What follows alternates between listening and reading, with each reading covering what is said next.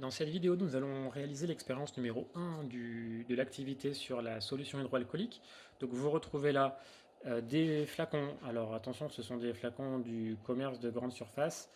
Ce ne sont pas des produits labellisés pharmacie. À part la glycérine qui est de qualité cosmétique puisqu'elle vient d'un magasin spécialisé. Donc on retrouve l'alcool à 95%. C'est recommandé 96%, mais on a vraiment une très petite différence. Et par rapport à la précision des mesures qu'on va faire, on est vraiment dans des proportions semblables.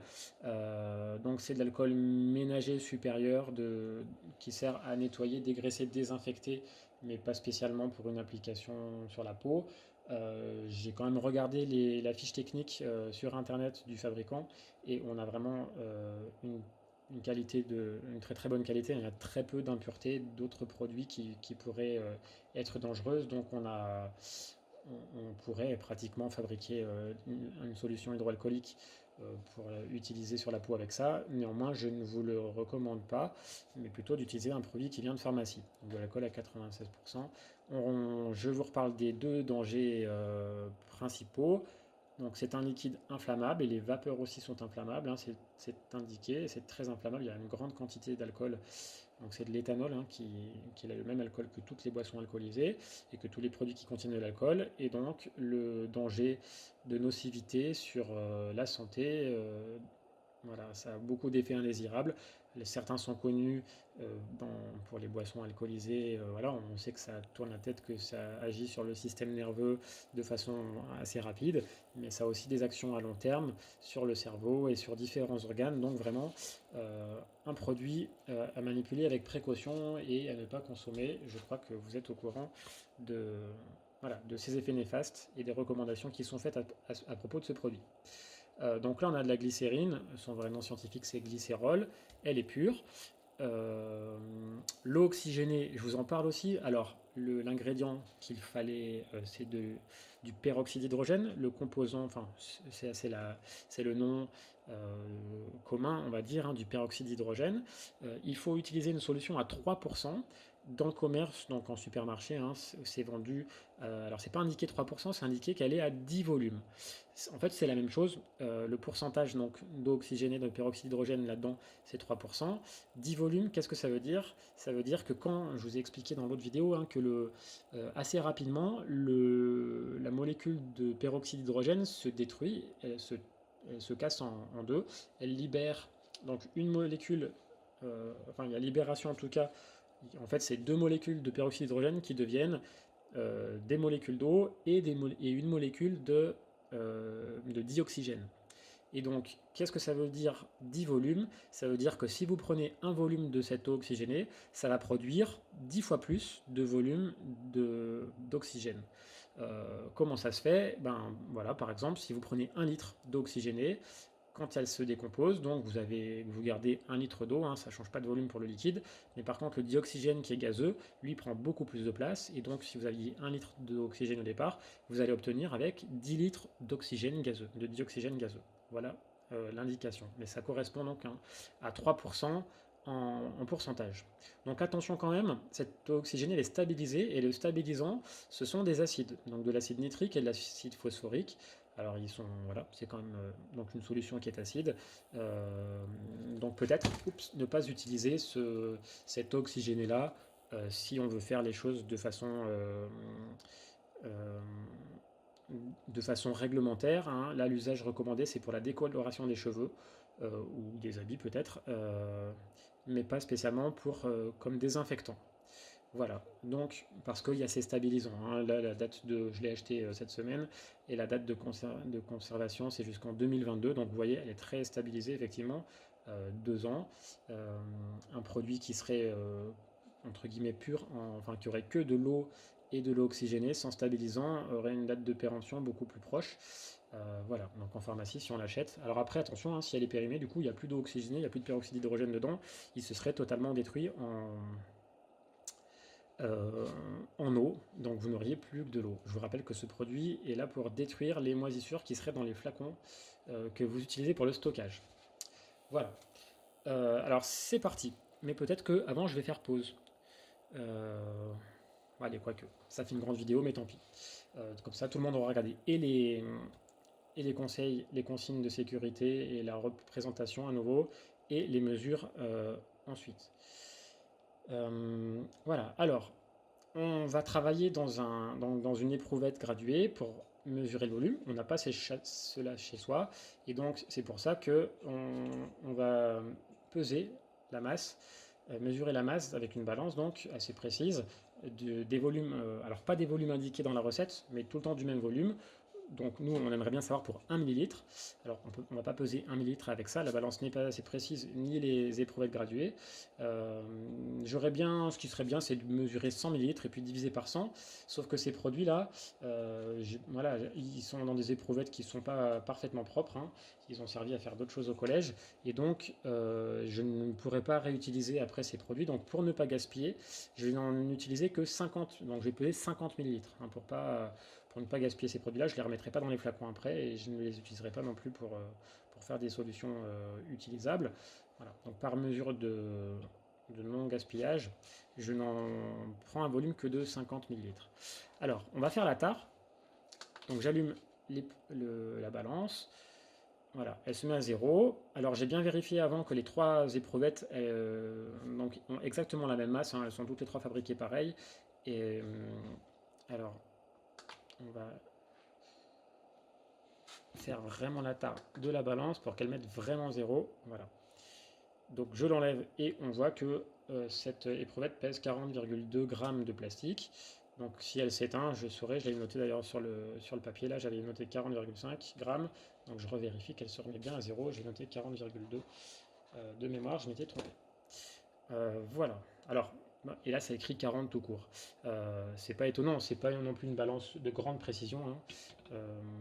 Voilà, et donc là, on va considérer que la tare, donc on n'est pas à 0,5 g près, on va considérer que c'est sa précision. Voilà, alors premier produit, donc l'éthanol à 95 ou 96%, ça ne changera pas grand-chose.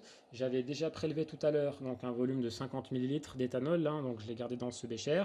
Je le mets directement dans l'éprouvette. Je vais quand même vérifier qu'on a bien exactement le même volume, le bon volume de 50 ml, parce que c'est ça qui compte. Alors, je vous ai dit, hein, 50 ml. Voilà, on manque un tout petit peu, forcément, dans le bécher. Il reste quelques gouttes. Donc, ouais, je dirais qu'il y a 49 ml là pour l'instant. Je me suis bien baissé pour avoir l'œil en face de la graduation. Et cette fois, on peut considérer que c'est pas trop mal. Voilà, j'avais bien mis un petit papier sur le bécher pour limiter l'évaporation de l'éthanol et ne pas avoir de vapeur dans la pièce. Voilà. Donc on peut noter que 50 ml d'éthanol ont une masse de 40,4 grammes. Donc on a dit qu'on n'était pas à 0,5 g près. Vous voyez que là, la balance change de valeur avec pas grand chose. On pourrait arrondir à 41 grammes.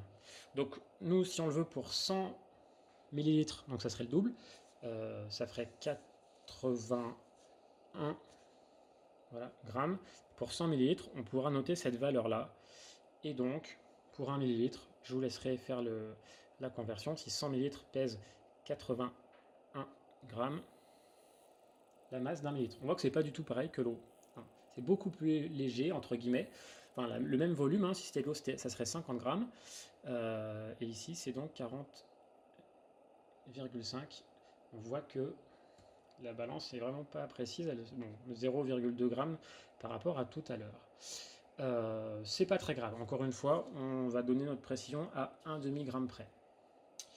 On a maintenant la glycérine, hein. Donc dans ce flacon, c'est de la glycérine végétale pure. Alors la glycérine, c'est un sous-produit de fabrication du savon. Donc quand on fait du savon de Marseille, on a une production importante de glycérine. On peut en laisser une partie dans le savon, ça adoucit le savon, mais on en récupère quand même beaucoup. Donc c'est un produit qui coûte vraiment pas cher. Voilà, donc dans cette éprouvette là, j'ai déjà prélevé tout à l'heure par avance 50 ml de la glycérine. de façon la plus précise possible, hein, mais bon, c'est qu'une éprouvette non plus, c'est pas une précision ultime. Et donc, on peut noter une masse de 63,4 grammes pour 50 millilitres. Donc, si on en avait pris le double, 100 millilitres, on aurait, je vous laisse faire le calcul, 126,8 grammes pour 100 millilitres. Voilà. Voilà. Je revérifie, on n'est pas trop mal, autour de 50 millilitres. La tare n'arrête pas de dévier, mais bon, c'est pas très grave. Ensuite, l'eau oxygénée, j'en ai pris aussi tout à l'heure 50 millilitres, donc de l'eau oxygénée à 3%. Je vais vérifier qu'on a bien ça après repos, effectivement, avec le ménisque, je me mets en face.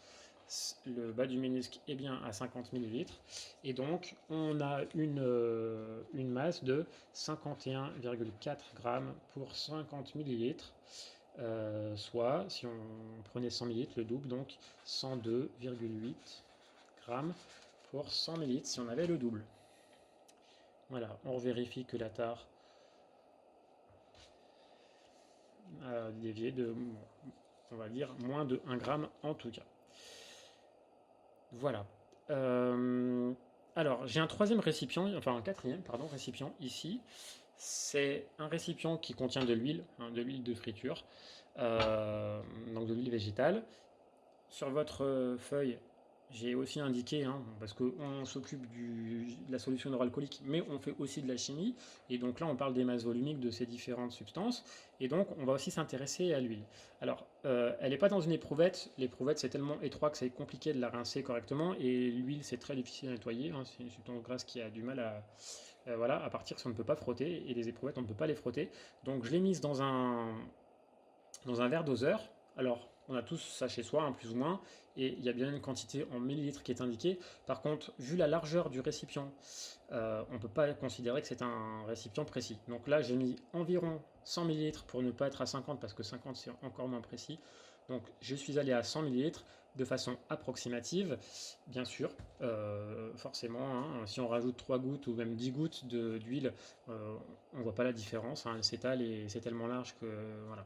Donc ça c'est vraiment pour faire de la cuisine basique, on va dire, c'est très bien, on a approximativement le volume indiqué, mais pour être précis et faire des mesures chimiques, enfin des mesures scientifiques on va dire, c'est beaucoup moins précis. Donc c'est pour ça que on passera plutôt par une balance.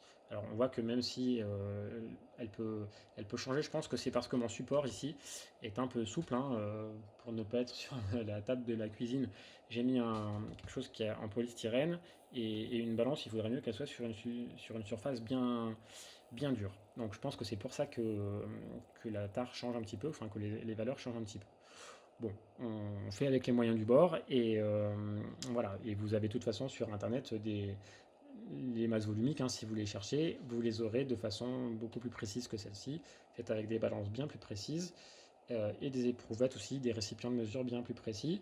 Donc moi je vous montre là comment on peut faire pour avoir ces valeurs-là avec du matériel assez simple, ce qu'on ferait au collège. Donc, alors par contre, la masse du verre doseur en plastique ici n'est pas du tout la même que, enfin pas du tout. C'est 48 grammes, hein, je l'ai pesé quand il était vide, ce verre doseur. Donc 8 grammes de plus que les éprouvettes. Donc je vais être obligé de mettre à zéro comme ça et on déduira 48 grammes de la masse indiquée par la balance ici. Donc la balance indique 138 grammes tout pile ou presque. Alors hop là, sur ma feuille, je note que, alors là j'ai mis 100 millilitres, hein, je vous ai dit, donc c'est pas comme pour les autres où j'avais mis que 50, donc on a directement 100 millilitres, ça affiche 138 grammes, mais on a 40 grammes de plastique, non j'ai dit 48 grammes, pardon, de plastique, donc si on déduit 48 grammes de 138 grammes, on a donc une masse de, je vous laisse faire le calcul, 48 grammes de moins, c'est plutôt facile finalement, ça fait 90 grammes, voilà, donc 100 millilitres d'huile ont une masse de 90 grammes, donc un peu moins que l'eau, 10 grammes de moins que si c'était de l'eau, puisque si c'était de l'eau, ça serait 100 grammes. Voilà, je n'en dis pas plus ici, et je reprends ça dans la vidéo qui parlait enfin qui reprenait votre document sur feuille. A tout de suite. si vous avez fait pause, donc vous pouvez reprendre l'autre vidéo.